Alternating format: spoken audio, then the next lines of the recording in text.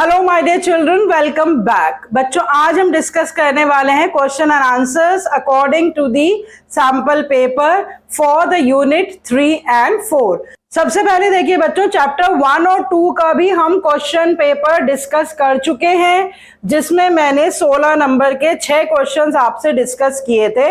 अगर आपने वो वीडियो नहीं देखी है तो प्लीज उसे देख लीजिए, उससे आपको बहुत क्लियर आइडिया हो जाएगा कि चैप्टर 1 और 2 में से कितने क्वेश्चंस पूछे गए थे, किस टाइपोलॉजी के क्वेश्चंस पूछे गए थे और उसको कैसे आंसर करना है। मैं उसका लिंक डिस्क्रिप्शन बॉक्स में शेयर कर दूंगी आपके साथ, अगर आपने वो नहीं देखा तो प्लीज देख लीजिए। उसके बाद जो अगर वीडियोस आपने नहीं देखी हैं चैप्टर 3 और 4 की, वो भी देख लीजिए, ताकि जो क्वेश्चन एंड आंसर अब हम डिस्कस करेंगे चैप्टर 3 और 4 के, वो भी आपको अच्छे से समझ में आ जाए। उसका लिंक भी, उन दोनों चैप्टर्स की प्लेलिस्ट भी मैं डिस्क्रिप्शन बॉक्स में आपके साथ शेयर कर दूंगी। सबसे इंपॉर्टेंट चीज बच्चों जो मैं आपको बताना चाहती हूं शुरू में ही, क्या आप देख सकते हैं कि चैप्टर 1 और 2 कितने लंबे थे, इतने सारे टॉपिक्स थे और उसमें से 6 क्वेश्चन आए थे 16 नंबर के।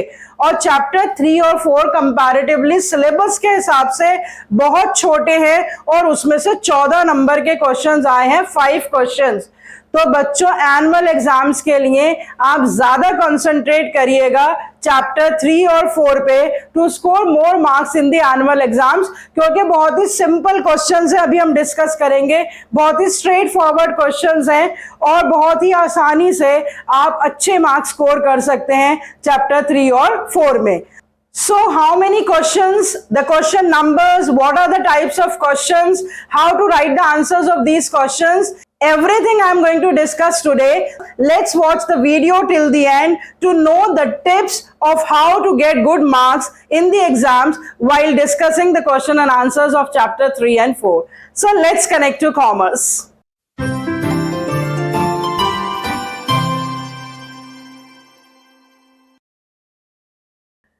सबसे पहले देखिए बच्चों कि मैंने यहां पर लिख रखा है कि chapter 3 private public and global enterprises, जो सैंपल पेपर में जो नंबर ऑफ क्वेश्चंस उसमें से आए हैं वो 2 क्वेश्चंस आए हैं, एक 3 नंबर का और एक 6 नंबर का।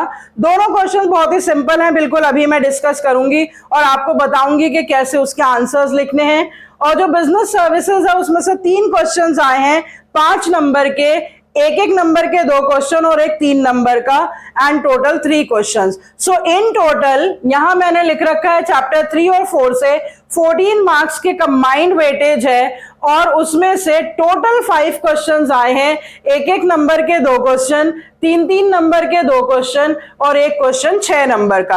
आप क्वेश्चन नंबर्स भी नोट कर लीजिए, आपके पास सैंपल पेपर होगा, अगर नहीं है तो बच्चों उसे डाउनलोड कर लीजिए, सीबीएसई की वेबसाइट पे अवेलेबल है। और बिल्कुल सेम ऐसा ही पेपर आपका एनुअल एग्जाम्स का आने वाला है, क्योंकि इंस्ट्रक्शंस हैं टीचर्स एंड मेंटर्स को that they have to make the paper strictly as per the guidelines issued by CBSE. तो number of questions, question number 6, question number 15, question number 21, 22 and 31, ये जो 5 क्वेश्चंस हैं ये आपके सैंपल पेपर में chapter 3 और 4 के हैं। और इन सारे क्वेश्चंस में मैंने यहाँ टॉपिक्स भी लिख दिए हैं जो कवर अप हो चुके हैं। बैंकिंग में से digital payments and types of bank accounts पे क्वेश्चन है, इसके अलावा बैंकिंग में कुछ और है भी नहीं। इंश्योरेंस में प्रिंसिपल्स ही सबसे ज्यादा इंपॉर्टेंट है, मैंने आपको बता दिया था कि प्रिंसिपल्स पे ही क्वेश्चन आएंगे, केस स्टडीज या डायरेक्ट क्वेश्चन, तो इंश्योरेंस प्रिंसिपल पे क्वेश्चन है। और जो चैप्टर 3 है उसमें से departmental undertaking, statutory corporations, government companies, private public partnership के साथ ज्वाइंट वेंचर का चॉइस आई है, इस तरह के क्वेश्चंस आए हैं उनके फीचर्स पे।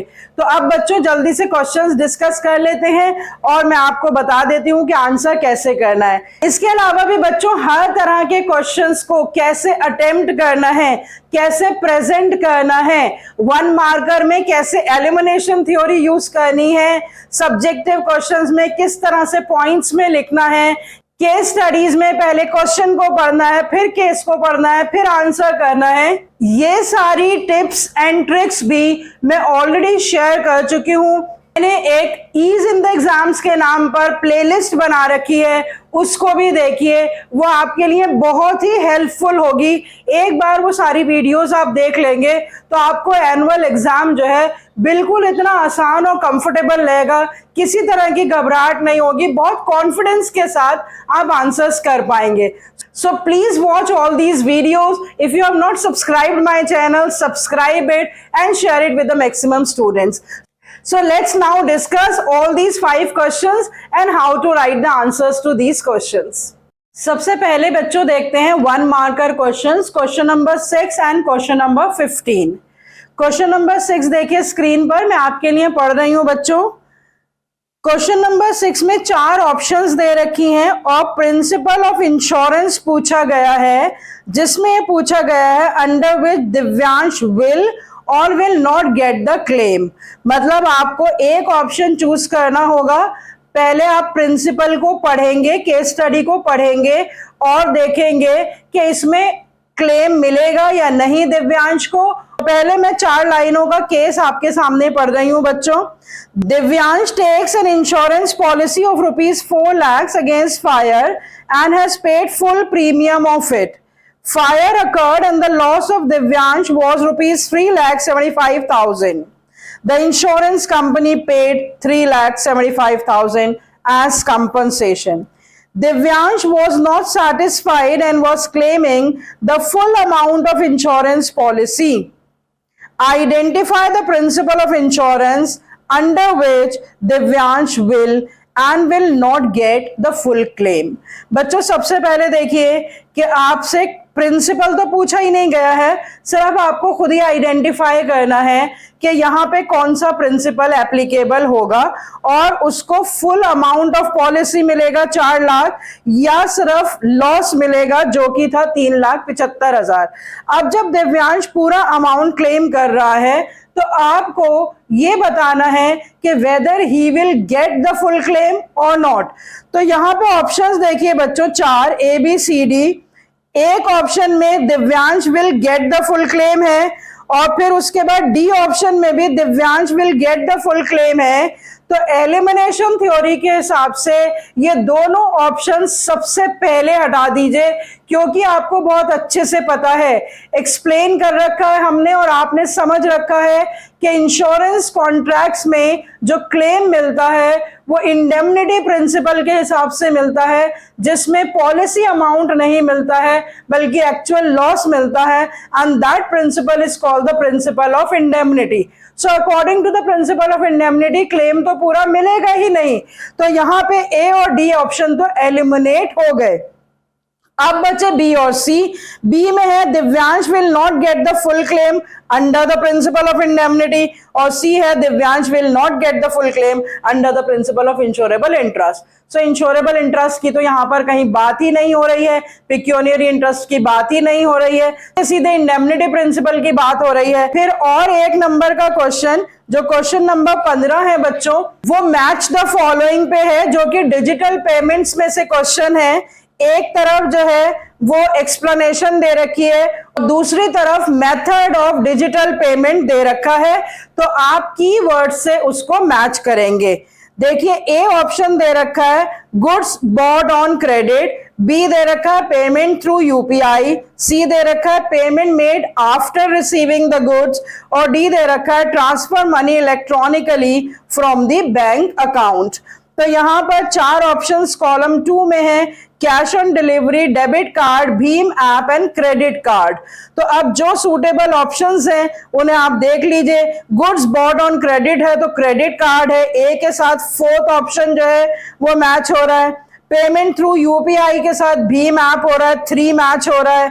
Payment made after receiving the goods, cash on delivery 1 match हो रहा है और transfer money electronically from the bank account, हम जो है plastic money that is debit card, जो एटीएम कार्ड्स हैं उन्हें यूज करके हम मनी ट्रांसफर करते हैं, so that is the debit card.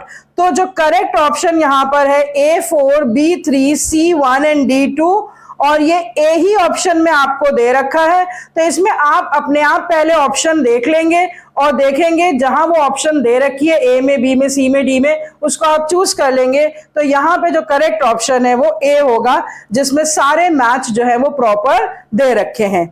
I hope it is very clear. It is a very easy question, इसमें आपको किसी भी तरह से कोई परेशानी नहीं होनी चाहिए। इसके अलावा कोई और डिजिटल पेमेंट्स पे भी क्वेश्चन आ सकता है, या जो 1 मार्कर अभी हमने करा है प्रिंसिपल ऑफ इंश्योरेंस पे, तो वहां इंडेमनिटी पे पूछा है, तो उसी तरह का जो है वो इंश्योरेबल इंटरेस्ट पे भी आ सकता है, उसी तरह का जो है वो कंट्रीब्यूशन पे भी आ सकता है, सब्रोगेशन। तो किसी भी पर्टिकुलर प्रिंसिपल पे फ्रॉम द इंश्योरेंस या टाइप ऑफ इंश्योरेंस पे से 1 मार्कर एमसीक्यूज आ सकते हैं। तो अगर आपको एक बार कॉन्सेप्ट क्लैरिटी हो जाएगी तो आपको 1 मार्कर अटेम्प्ट करने में कोई भी प्रॉब्लम नहीं होगी।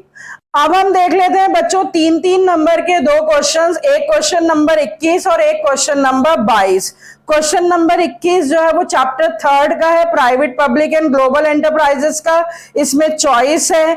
और क्वेश्चन नंबर 22 जो है वो बिजनेस सर्विसेज चैप्टर 4 का है और इसमें भी चॉइस है। तो हम देख लेते हैं क्या क्वेश्चन है और उसे कैसे आंसर करना है। I am reading before you question number 21। Parking in central Kolkata, the heart of this mega city, has always been a hassle. This is the case with most of the inner city areas. In an attempt to address the situation, the Kolkata Municipal Corporation decided to utilize the rights to underground space and undertake the parking project with the private parties KMC and Simplex. The purpose of the project was to develop an underground parking system. इतना straight forward question है बच्चों। A part में पूछा गया है, name and state the type of enterprise referred to in the above paragraph and state its 2 features. बच्चों पहले तो ध्यान से सुन लीजिए कि ये एक सब्जेक्टिव क्वेश्चन है 3 नंबर का, और इसमें आपको वर्ड्स पे ध्यान देना है कि नेम है या इन्यूमरेट है या स्टेट है या एक्सप्लेन है। तो यहाँ पर कहीं भी एक्सप्लेन वर्ड नहीं है, 3 ही नंबर का क्वेश्चन है, दोनों पार्ट्स में नेम एंड स्टेट। तो यहाँ पर जहां स्टेट वर्ड होता है वहां हमें एक एक लाइन बतानी होती है about a particular concept that is being asked for. तो अब हमने जब ये पैराग्राफ पढ़ा, पैराग्राफ पढ़ते टाइम ही कितने सारे कीवर्ड्स हमारे सामने आए, प्राइवेट पार्टीज, पार्किंग प्रोजेक्ट। हम देख चुके हैं कि प्राइवेट पब्लिक पार्टनरशिप में गवर्नमेंट कंपनीज और प्राइवेट पार्टीज के बीच में पार्टनरशिप होती है to start a project and to carry on the project, जहां पे बहुत ह्यूज कैपिटल रिक्वायरमेंट्स होती हैं या जहां पे गवर्नमेंट की ऑपरेशनल एफिशिएंसी कम होती है बट इन्वेस्टमेंट एक्टिविटीज में वो पार्टिसिपेट कर सकते हैं। तो इस तरह के मॉडल के हम फीचर्स पढ़ चुके हैं in the private public partnership. तो इसको आप अटेम्प्ट करेंगे पार्ट्स में। मैंने आपके लिए आंसर लिख रखा है, देख लीजिए कि 3 नंबर का भी क्वेश्चन है, लेकिन उसकी प्रेजेंटेशन बहुत स्ट्रांग होनी चाहिए। कुछ पॉइंट्स मैं ऑलरेडी आपसे बता चुकी हूं कि you have always to write with the language of the question. You always have to write the answer number. You always have to underline the keywords. You always have to write in points. तो ये सारी चीजें मैं बता चुकी हूं, उन्हीं points को ध्यान में रखते हुए यहाँ पर आंसर लिखा है मैंने। देखिए आंसर 21, इसके 2 पार्ट्स हैं ए और बी, और आपको भी ए और बी 2 पार्ट्स में अटेम्प्ट करना है।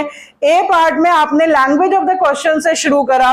The type of enterprise referred in the given paragraph is private public partnership called the P3 model. अब इसमें सिर्फ नेम एंड स्टेट था, हमने नेम बता दिया और उसको स्टेट कर दिया। स्टेट करने का मतलब उसको डिफाइन करना होता है।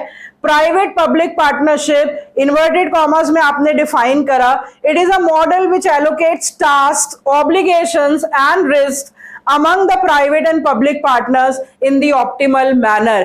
ये बेस्ट डेफिनेशन है प्राइवेट पब्लिक पार्टनरशिप की, एनसीईआरटी की लैंग्वेज में है ये, और ये डेफिनेशन से आप बेस्ट मार्क्स सिक्योर कर सकते हैं क्योंकि इसमें सारे फीचर्स भी ऑलरेडी कवर अप हो गए हैं प्राइवेट पब्लिक पार्टनरशिप के। तो नेम एंड स्टेट आपका पार्ट ए में कवर हो गया, आपने उसको भी अंडरलाइन कर दिया। टाइप ऑफ एंटरप्राइज पूछी थी, नाम आपने अंडरलाइन कर दिया, और स्टेट जो आपने करा वो इन्वर्टेड कॉमर्स में लिख दिया। फिर उसके बाद बी पार्ट में पूछा है स्टेट इट्स 2 फीचर्स। तो जहां पर भी स्टेट है, अगेन आपको दो फीचर्स बताने हैं, चाहे तो आप उनकी हेडिंग्स भी लिख सकते हैं अगर आपको पूरे पूरे फीचर्स याद नहीं है, लेकिन प्राइवेट पब्लिक पार्टनरशिप के 3-4 फीचर्स ही तो हमने करे हैं, सिर्फ इतना ही तो सिलेबस में है, तो वही फीचर्स मैंने यहाँ पर दोबारा लिख दिए हैं। द 2 फीचर्स अंडरलाइन कर दीजिए ताकि ये पता लग जाए कि क्वेश्चन में पूछा क्या है, और उसकी मैंने हेडिंग्स बना दी हैं। एक फीचर मैंने लिया पार्टीज इन्वॉल्व पे और एक फीचर लिया है मैंने रोल या कॉन्ट्रीब्यूशन के हिसाब से। पहले फीचर में हमने लिखा है the public partners are the government companies and the private partners are the local और the foreign business firms with the technical और फाइनेंशियल एक्सपर्टीज। इसका मतलब आपने क्लियर कर दिया कि प्राइवेट पब्लिक पार्टनरशिप में जो 2 पार्टीज इन्वॉल्व होती हैं उसमें से एक तो गवर्नमेंट कंपनी होती है और एक जो है वो लोकल या फॉरेन बिजनेस फर्म होती है जो कि मिलकर पार्टनरशिप करते हैं। दूसरे फीचर में आपने बताया the government contribution is in the form of capital for investments and transfer of assets and the private sector's role is to make use of its operational expertise. तो यहां पर आपने रोल बता दिया कि गवर्नमेंट जो है वो पैसा लगाती है किसी भी प्रोजेक्ट या इंफ्रास्ट्रक्चर में, और प्राइवेट सेक्टर क्योंकि ऑपरेशनल एफिशिएंसी उसके पास होती है तो उस एक्सपर्टीज को यूज करके उस प्रोजेक्ट को चलाती है। तो इस तरह से आपने दोनों फीचर्स स्टेट कर दिए। And the examiner is going to award you full marks, half marks for the mention of the name, half marks for stating the private public partnership and 1 mark each for stating the features। तो इस तरह से very easily you can score 3 marks out of 3 marks. उसके साथ बच्चों same ही तरह से attempt करेंगे। दूसरा क्वेश्चन जो चॉइस का है वो जॉइंट वेंचर पे है, उसमें भी यही पूछा है identify the kind of arrangement और उसके बाद explain it's 2 benefits. Tata Sons and Singapore Airlines has started jointly Vistara Airlines, an Indian domestic airline based in Gurugram, for the common purpose of business expansion. Both entered into an agreement to avoid conflict at a later stage. तो joint venture की यहाँ पर बात हो रही है। Identify the kind of arrangement under which the 2 firms form Vistara। यहाँ पे सिर्फ identify है बच्चों, state नहीं है, तो सिर्फ आप यहाँ पे लिख देंगे आंसर है the kind of arrangement under which the 2 firms formed Vistara is joint venture. इसी का 1 नंबर है आपका, स्टेट नहीं करना है। उसके बाद एक्सप्लेन द 2 बेनिफिट्स, तो आप बी पार्ट में लिखेंगे the 2 benefits of joint venture are, दोनों की हेडिंग दे देंगे, 1 नंबर मिल जाएगा। दोनों पे एक लाइन में एक्सप्लेन कर देंगे, 1 नंबर मिल जाएगा। This is how you have to attempt in points, in parts, underlining the keywords as per the language of the question. तो चाहे 3 ही नंबर का क्वेश्चन क्यों ना हो, प्रेजेंटेशन आपकी बहुत स्ट्रांग होनी चाहिए। और एक और इंपॉर्टेंट बात बच्चों कि जब आप 15 मिनट के टाइम को यूटिलाइज करेंगे for reading the question paper that is given to you before giving the answer sheet, तो उस टाइम में आप पूरा पेपर नहीं पढ़ सकते, 34 क्वेश्चंस आप नहीं पढ़ सकते। तो वहां पर आप सबसे ज्यादा वो टाइम किस पे स्पेंड करेंगे कि जो चॉइस के क्वेश्चंस है, जहां भी आप देख रहे हैं कि इंटरनल चॉइस है, सबसे पहले उन क्वेश्चंस को पढ़ लीजिए और उसके बाद आप ये माइंड मेकअप कर लीजिए कि इसमें से आप अटेम्प्ट कौन सा करेंगे, क्योंकि आपको ये अपने आप पता चल जाएगा कि कौन से पॉइंट्स आप ज्यादा अच्छे से प्रेजेंट कर सकते हैं, उसी आंसर को आप अटेम्प्ट करिएगा। तो ये 15 मिनट के टाइम में ही जितने भी इंटरनल चॉइस के क्वेश्चंस हैं उनको डिसाइड कर लीजिएगा। Let's move on to question number 22। Question number 22 भी बच्चों प्रिंसिपल्स ऑफ इंश्योरेंस पे क्वेश्चन है, जिसमें 3 पार्ट्स में क्वेश्चन पूछा गया है, साथ में एक चॉइस का क्वेश्चन है जो कि बैंकिंग पे है। तो पहले मैं पहला पार्ट डिस्कस कर रही हूँ जो कि प्रिंसिपल ऑफ इंश्योरेंस पे है, जिसमें हमें पहले क्वेश्चन पढ़ना होता है, बाद में केस स्टडी रीड करनी होती है। क्वेश्चन ए में पूछा गया है can Anurag recover the claim from each of the 2 insurers. B part में पूछा गया प्रिंसिपल का नाम बताइए, और सी पार्ट में पूछा गया है कि लायबिलिटी जो ईच इंश्योरर की है वो कैलकुलेट करके बताइए। एक एक नंबर के 3 पार्ट्स हैं बच्चों, बहुत ही सिंपल क्वेश्चन है। क्वेश्चन के लैंग्वेज से ही पता चल रहा है कि कंट्रीब्यूशन प्रिंसिपल की बात हो रही है, क्योंकि 2 इंश्योरेंस की बात हो रही है, डबल इंश्योरेंस की बात हो रही है। तो अब देख लेते हैं क्वेश्चन में क्या दे रखा है कि अनुराग took a fire insurance policy for his property worth ₹6 lakh from the 2 insurers, ICICI Lombard General Insurance Company Limited for 4 lakh and Bajaj Allianz General Insurance Company Limited for 2 lakh. तो insurance policy की जो ratio है वो 4:2 है, that is 2:1. An electric short circuit in the property caused fire and it resulted in the loss of 1,50,000. Actual loss है 1,50,000. He filed a claim of 1,50,000 against each of the 2 insurance companies. तो उसने 1,50,000 के loss को दोनों insurance companies में claim डाल दिया। अब क्वेश्चन है, पहला सिंपल क्वेश्चन है कि क्या अनुराग 1.5 लाख रुपए दोनों इंश्योरेंस कंपनी से रिकवर कर सकता है बराबर बराबर? तो आप आंसर लिखेंगे नो। और यहां पे रीजन नहीं पूछा है बच्चों, तो रीजन लिखने की जरूरत नहीं है। The more you right the more mistakes you make, so only right what is being asked for. Simple पूछा है कि क्या वो क्लेम कर सकता है, नहीं कर सकता, तो आंसर ए देखिए, no, Anurag can not recover 1,50,000 each from the 2 insurers. बात खत्म, बस इतना लिख के खत्म कर देंगे और ए पार्ट को हाईलाइट कर देंगे, अनुराग कैन नॉट रिकवर इसको हाईलाइट कर देंगे। रीजन लिखने की कोई जरूरत नहीं है। Name the principle of insurance, name है, यहां पर भी कुछ स्टेट एक्सप्लेन कुछ भी नहीं है, तो सिर्फ नाम लिख देंगे। The principle highlighted in the given cases principle of contribution. और अगर आपके पास टाइम ना हो ना तो ये लाइन भी लिखने की जरूरत नहीं है, answer B principle of contribution, खत्म। C part, determine the amount of liability of each of the 2 insurers. The amount of liability of each of the 2 insurers, 2 insurer हैं, एक ICICI लोम्बार्ड है, एक बजाज आलियांज है। पहले फॉर्मूला लिख दीजिए, सम insured with the insurer, total sum insured into the loss. और अगर आपको फॉर्मूला याद ना हो तो आप लिख सकते हैं that the claim will be compensated in the ratio of 2:1। तो 2:1, ये 4 लाख 6 लाख लिखने की जरूरत भी नहीं है, लेकिन फिर भी अगर आपको याद है तो ICI से उसने 4 लाख की पॉलिसी ली, टोटल पॉलिसी 6 लाख है, और 1,50,000 का 1 लाख रुपए ICICI से मिलेगा, और 1,50,000 का 2 lakh upon 6 lakh that is 50,000 जो है वो बजाज आलियांज से मिलेगा। I hope it is clear to you. तो बिल्कुल ए बी सी एक एक नंबर के 3 पार्ट हैं। आप ए पार्ट में लिख देंगे he can not recover, 1 number मिल जाएगा, प्रिंसिपल ऑफ कंट्रीब्यूशन 1 नंबर मिल जाएगा, और 2:1 के रेशियो में आप लिख देंगे 1 लाख जो है वो ICI से रिकवर करेगा और 50,000 जो है बजाज आलियांज से रिकवर करेगा, 1 नंबर उसका मिल जाएगा, आधा आधा नंबर है बिल्कुल। तो फॉर्मूला लिख के कैलकुलेट करके बता दीजिए। इट्स सो सिंपल बच्चों।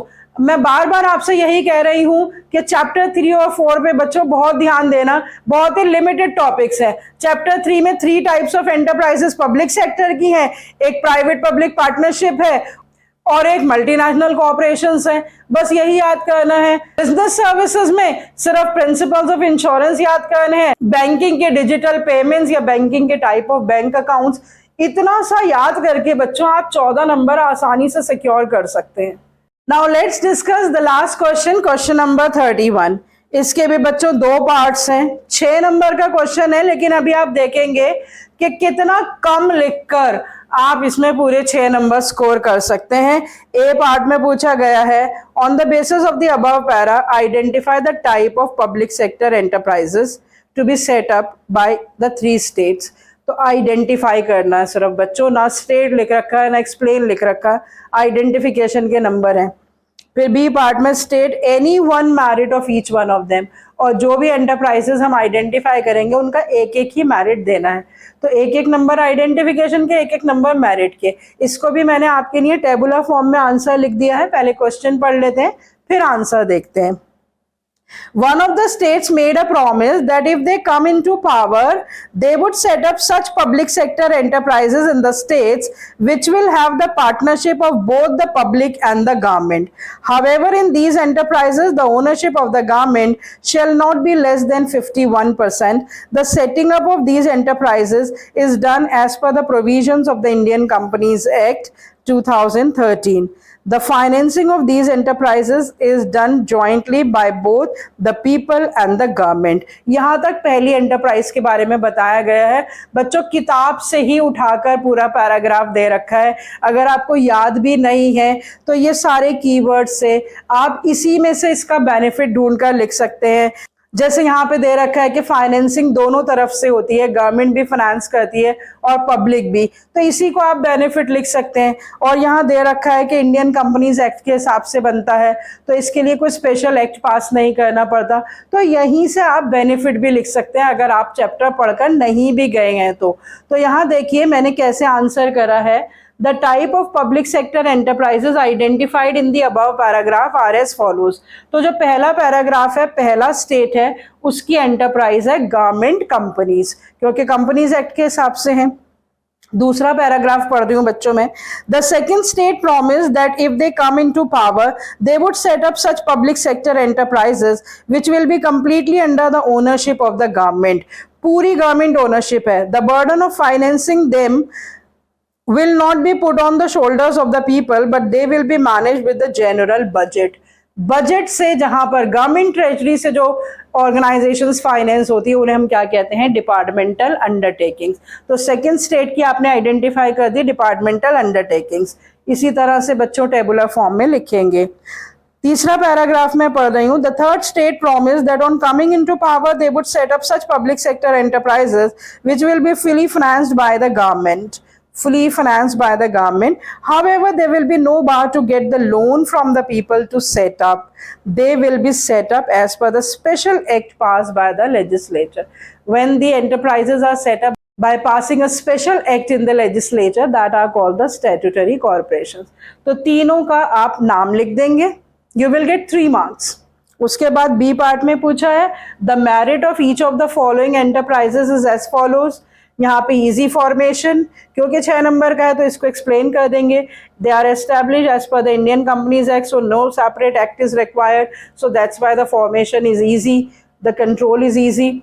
High degree of public accountability, departmental undertakings में पूरा गवर्नमेंट ट्रेजर से बजट अलॉट होता है और वो कैसे यूज हुआ उसके लिए वो आंसरेबल होते हैं in the parliament. So there is a lot of public accountability answerable to the public through the parliament, that is a benefit. And financial autonomy होती है स्टैट्यूटरी कॉर्पोरेशन में, क्योंकि उनके फाइनेंशियल मैटर्स में they are allowed to take the loan, they are allowed to use the finance as per their requirements. So government does not interfere in the financial matters and this is the enterprise which has the maximum financial autonomy. तो इस तरह से जब आप answer करेंगे तो आप देख सकते हैं कि कितने लिमिटेड आंसर में, कितने प्रेजेंटेबल मैनर में आंसर करके you can score good marks. तो बच्चों मैं फिर से आपको सम अप करना चाहती हूँ कि जब भी आप 1 मार्क का क्वेश्चन अटेम्प्ट करेंगे तो आप एलिमिनेशन थ्योरी यूज करेंगे और कीवर्ड्स के हिसाब से आइडेंटिफाई करेंगे कि बेस्ट ऑप्शन कौन सा है। जब आप सब्जेक्टिव क्वेश्चंस करेंगे 3 मार्क्स के या 4 मार्क्स के तो उसमें आप पॉइंट्स में लिखेंगे, पैराग्राफ्स में नहीं लिखेंगे। You will start with the language of the question और जो इंपॉर्टेंट पॉइंट्स हैं उन्हें हाईलाइट करेंगे, या जो 6 नंबर की केस स्टडीज हैं उसको भी आप टेबुलर फॉर्म में करेंगे। क्वेश्चन पहले पढ़ेंगे फिर आंसर लिखेंगे, उसी पैराग्राफ से लैंग्वेज उठाएंगे और उसके हिसाब से आंसर करेंगे। So this is how by simply taking into consideration very few tips and tricks you can score very good marks in the annual exams by writing less. You have to be very particular about language of the question. आप बहुत ध्यान रखेंगे, identify है, state है, enumerate है, explain है, quoted lines पूछी गई हैं नहीं पूछी गई हैं, तो ये सारी चीजें आप ध्यान में रखकर आंसर करेंगे। तो बच्चों चैप्टर 3 और 4 जो कि कंबाइंड एक वॉल्यूम है, जिसके 5 क्वेश्चंस हमने डिस्कस कर लिए। बिल्कुल 5 क्वेश्चंस ही आपसे एनुअल एग्जाम्स में पूछे जाएंगे और यही पैटर्न और यही टाइपोलॉजी ऑफ क्वेश्चंस आपसे पूछे जाएंगे। तो बच्चों, आप फिर से मैं रिक्वेस्ट कर रही हूँ कि इन दोनों चैप्टर्स की जितनी भी वीडियोस हैं वो सारी देख लीजिए। आपको बहुत आसानी से वो सारे कॉन्सेप्ट समझ में आ जाएंगे और आपको याद भी रह जाएंगे। और जब आप ये आज का वीडियो लेक्चर देखने के बाद तो मैं समझती हूँ कि आपको बिल्कुल कोई घबराहट परेशानी नहीं होगी in writing to the answers of various types of questions. Please subscribe to my channel if you have not subscribed yet. Share my videos with the maximum students known to you. Like it and give me the valuable inputs or the comments. अगर आपको अच्छा लग रहा है तो आप मुझे comments में लिखकर बताइए। मुझे भी एक मोटिवेशन मिलता है कि मैं किस तरह से बेस्ट पॉसिबल मैनर में आपकी हेल्प कर सकूं, कि आपको बहुत आसानी से थोड़ा बहुत टाइम निकालकर, आधे घंटे का रोज टाइम निकालकर ये टॉपिक्स, ये चैप्टर्स आसानी से समझ में आ जाएं। So next time we will start with the next volume that consists of again 2 chapters, chapter 5 and 6. वो भी बहुत interesting और छोटे छोटे से chapters हैं। So I will start with chapter 5.